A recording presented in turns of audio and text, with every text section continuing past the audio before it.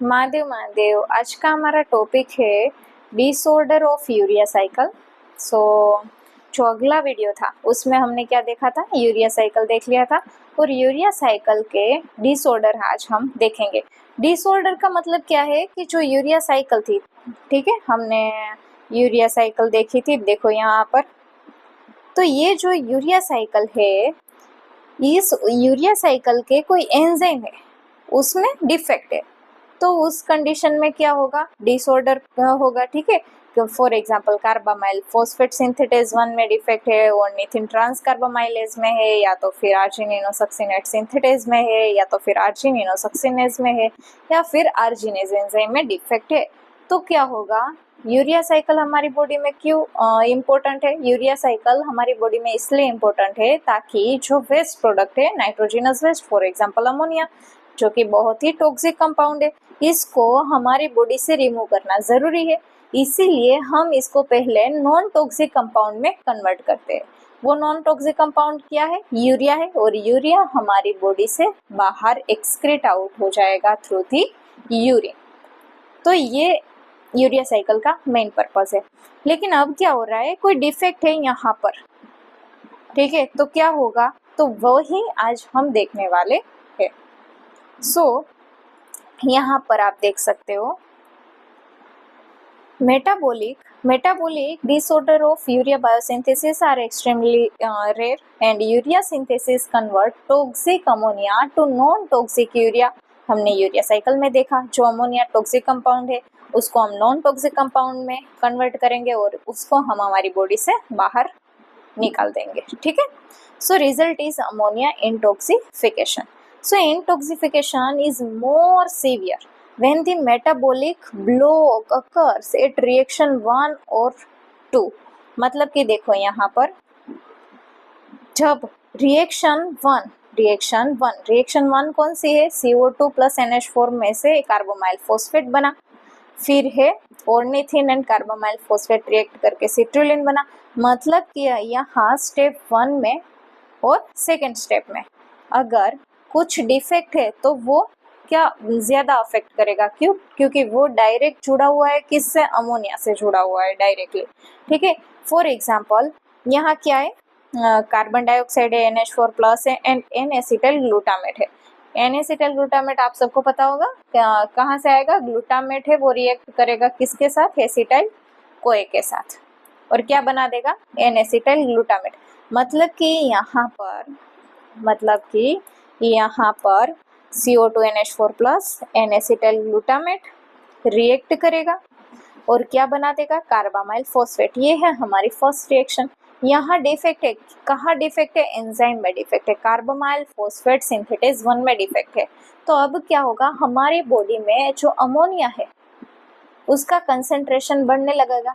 Ammonia तो toxic compound है, तो बहुत सारे ऐसे सिम्टम्स आएंगे, इवन डेथ भी हो सकती है। ठीक है, क्योंकि अमोनिया है वो बहुत ही टॉक्सिक कंपाउंड है और वो हमारी नर्वस सिस्टम को अफेक्ट करेगा। फिर है दूसरा स्टेप, सिट्रुलिन। वो भी बहुत ही अगर इसमें डिफेक्ट है ऑर्निथिन ट्रांसकार्बामाइलेज में, तो उसमें भी क्या होगा, सिट्रुलिन का कंसेंट्रेशन बढ़ेगा। अगर डिफेक्ट है आर्जिनिनोसक्सिनेट सिंथेटेज में, तो क्या बढ़ जाएगा? अगर आर्जिनिनोसक्सिनेट सिंथेटेज में डिफेक्ट है तो क्या बढ़ जाएगा? सिट्रुलिन बढ़ जाएगा। जबकि ऑर्निथिन ट्रांसकार्बामाइलेज में डिफेक्ट है तो कार्बामाइल फॉस्फेट बढ़ जाएगा। तो यहाँ पर क्या होता है कि फॉर एग्जांपल इस एंजाइम में डिफेक्ट है तो ये प्रोसेस आगे बढ़ने वाली नहीं है, तो यहाँ ये जो अमोनिया है उसका कंसेंट्रेशन बढ़ने लगेगा, एक्यूमुलेट हो जाएगा हमारी बॉडी में, डिसऑर्डर क्रिएट करेगा। वही तरह से ऑर्निथिन ट्रांसकार्बामाइलेज में डिफेक्ट है तो यहाँ से प्रोसेस आगे बढ़ेगी नहीं। ठीक है, तो वो क्या क्रिएट करेगा, हमारी बॉडी के लिए बहुत ही हार्मफुल इफेक्ट कॉज कर सकता है। ठीक है, तो यहाँ पर आप देख सकते हो कि यहाँ पर जो भी रिएक्शन 1 और 2 की अगर हम बात करें तो वो बहुत ही क्या है, सीवियर इम्पैक्ट करेगा। Deficiency of later enzyme, the accumulation of other intermediates, जो भी सिट्रुलिन बन रहा था, ठीक है, फिर आर्जिनिनोसक्सिनेट है, आर्जिनिन है, वो उसका एक्यूमुलेट होने लगेगा। और लेस टॉक्सिक, वो क्या है, लेस टॉक्सिक है, तो उसकी सीवियरिटी भी बहुत ही कम होगी।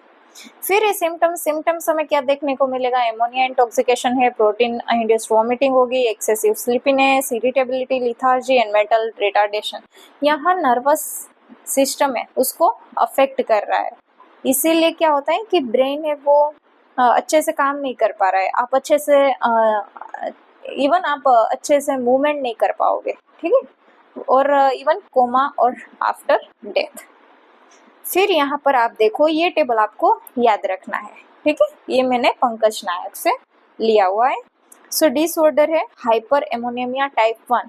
डिसऑर्डर का नाम क्या है, हाइपर अमोनेमिया टाइप 1। एंजाइम कौन सा है, कहाँ डिफेक्ट है, कौन से एंजाइम में डिफेक्ट है, कार्बामाइल फॉस्फेट सिंथेटेज 1। और क्या एक्यूमुलेट होगा, अमोनिया एक्यूमुलेट होगा। ये तो हमारा यूरिया साइकिल का फर्स्ट स्टेप है। देखो यहाँ पर क्या हो रहा है, कार्बामाइल फॉस्फेट सिंथेटेज जो एंजाइम है उसमें डिफेक्ट है, तो यहाँ पर कार्बामाइल फॉस्फेट नहीं बन पा रहा है, एक्यूमुलेशन हो रहा है। किसका एक्यूमुलेशन हो रहा है, अमोनिया का एक्यूमुलेशन हो रहा है, ठीक है। फिर देखो दूसरा हाइपर एमोनेमिया टाइप 2 डिसऑर्डर है, उसमें क्या होगा, ऑर्निथिन ट्रांसकार्बामाइलेज एंजाइम में डिफेक्ट है, तब भी क्या होगा, अमोनिया बढ़ेगा। फिर क्या हो रहा है, सिट्रुलिनेमिया डिसऑर्डर है, किसकी वजह से हो रहा है, आर्जिनिनोसक्सिनेट सिंथेटेज। देखो आर्जिनिनोसक्सिनेट सिंथेटेज एंजाइम में डिफेक्ट है, तो सिट्रुलिन से आर्जिनिनोसक्सिनेट नहीं बन पा रहा है, तो सिट्रुलिन का क्या हो रहा है, एक्यूमुलेशन हो रहा है, हमारी बॉडी में सिट्रुलिन का कंसंट्रेशन बढ़ रहा है।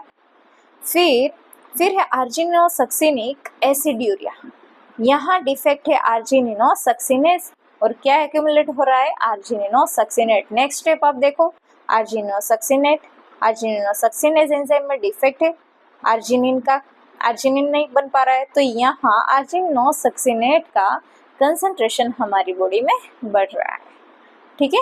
फिर है आर्जिनिनेमिया, आर्जिनेज एंजाइम में डिफेक्ट है, और क्या है, आर्जिनिन एक्यूमुलेट होगा। तो ये जो है बहुत ही इजी है, आपको सिर्फ यूरिया साइकिल याद करनी है, ठीक है। यूरिया साइकिल कैसे याद रखोगे वो मैंने ट्रिक आपको अगले वीडियो में बता दी थी, ठीक है। अगर आपने वीडियो नहीं देखा है तो आप पहले जाके यूरिया साइकिल का वीडियो देख लो, ताकि आप अच्छे से याद कर सको, ठीक है, यूरिया साइकिल। तो यहाँ डिसऑर्डर है बहुत ही इम्पोर्टेंट है, क्योंकि आपको एग्जाम में शॉर्ट नोट में भी पूछा जा सकता है, ठीक है, वाइवा क्वेश्चन में भी पूछा जा सकता है, और बहुत ही इजी है, क्योंकि आपको यहाँ जो कोरिलेट करना है वो किसके साथ करना है, यूरिया साइकिल आपको पता होनी चाहिए पहले, ठीक है। यूरिया साइकिल अगर आपको पता है तो आप ये अच्छे से कर पाओगे, ठीक है। ओके, सो यही था हमारा आज का वीडियो। अगर वीडियो अच्छा लगा हो तो please like, subscribe and share. Thank you.